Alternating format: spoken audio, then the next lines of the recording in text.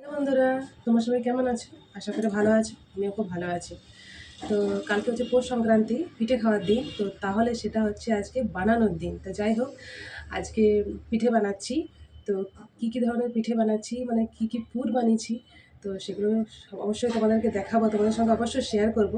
তো তোমরা আমার ব্লগটা প্রথম থেকে শেষ অবশ্যই দেখতে থাকো, স্কিপ না করে। তো চলো তোমাদেরকে দেখিয়ে দিই আমি কী কী পুর তৈরি করেছি। চলো তোমাদেরকে দেখাই একবার। তো দেখো, এখানে আমার পিঠে বানানোর পুর রেডি। এটা হচ্ছে নারকেলের পুর, এটা হচ্ছে খোয়া, এটা হচ্ছে মুসুর ডালের পুর, এটা পোস্ত, আর এটা হচ্ছে তিলের পুর। তো এইগুলো দিয়ে আজকে পিঠে বানাবো। চলো এবার পিঠে বানানো স্টার্ট করে দিই, তোমরা সঙ্গে থাকো, দেখতে থাকো। আর এখানে দেখো, চালের গুঁড়ি গরম জল দিয়ে মাখানো রয়েছে। আর এগুলো হচ্ছে পিঠে বানানোর ছাঁচ। এইরকম ছাঁচেই পিঠে তৈরি হবে। দেখো, নানা রকমের ছাঁচ আছে,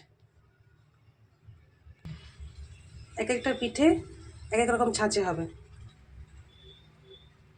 তো আমার পিঠে করা কমপ্লিট। নানা রকমের ছাঁচ দিয়ে তৈরি করে নিয়েছি এক এক ধরনের পুরের, এক এক ধরনের পিঠে। তো যাতে বুঝতে পারা যায় কোনটাতে কি পুর আছে, যে যেটা ভালোবাসে সে সেটাই খাবে। তো চলো এবারে এই পিঠেগুলো সিদ্ধ করতে দিয়ে দিই। তো এই যে আমার এখন পিঠে রেডি। আর এখানে দেখো, দুধে সিদ্ধ পিঠে রেডি। আর বিশেষ কিছু করলাম না, এই যে সেদ্ধ পিঠে আর দুধে সিদ্ধ পিঠেই করেছি। তো বন্ধুরা, আমার পিঠে বানানো কমপ্লিট। তো চলো একটা খেয়ে দেখাই, বলি কেমন হয়েছে, কেমন বানিয়েছি আমি আর কি।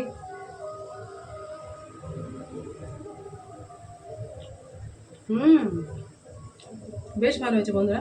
সেদ্ধ পিঠে তো মোটামুটি লাগছে আর কি, ভাজা হলে ভালো হতো। তো রাতে ভাজবো, তারপর সবাই মিলে খাবো আজকে পিঠে। রাত্রেবেলা সবাই আজকে পিঠেই খাবো। তো চলো বন্ধুরা, আমার ব্লগটা আমি এখানে শেষ করছি। আজকের মতো চলো, টাটা, গুড নাইট। আমার চ্যানেলটাকে তোমরা প্লিজ সাবস্ক্রাইব করে নিও, যাতে তোমরা আমার সুন্দর সুন্দর ভিডিও দেখতে পারো। তো চলো টাটা, দেখা হচ্ছে তোমাদের সাথে আমার পরের ভিডিওতে। আজকের মতো টাটা, হ্যাপি মকর সংক্রান্তি।